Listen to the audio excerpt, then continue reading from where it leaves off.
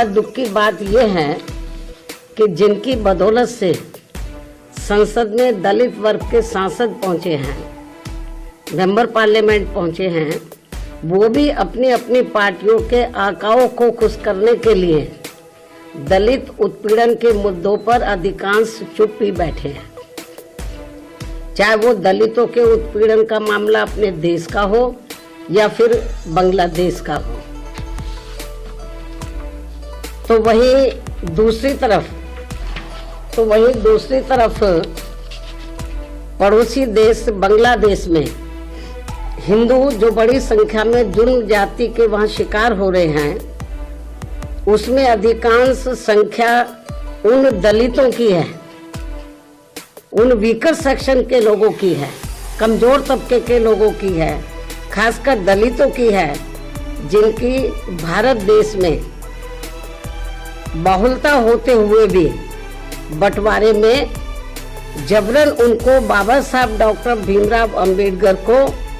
संविधान सभा में चुनकर भेजने की सजा के तौर पर पाकिस्तान को दे दिया गया था। इस प्रकार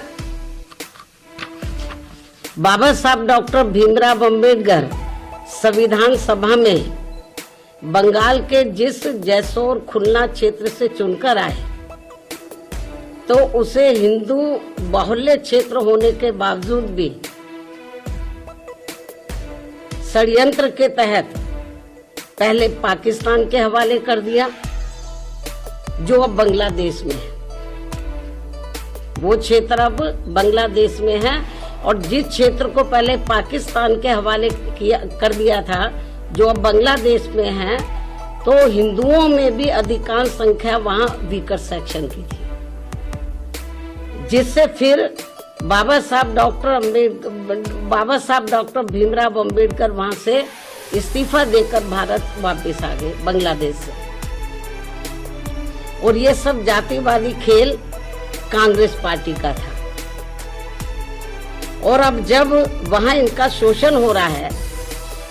तो विपक्ष की ये मुख्य पार्टी इस पर चुप है, कांग्रेस पार्टी चुप है, और अब वह केवल मुस्लिम वोट के लिए संभल चिल्ला रही है। इस मामले में कांग्रेस, सपा व इनके समर्थक दल एक ही थाली के चट्टे बट्टे हैं। ऐसे में बीजेपी व उनके नेतृत्व में चल रही केंद्र की सरकार अपनी जिम्मेवारी को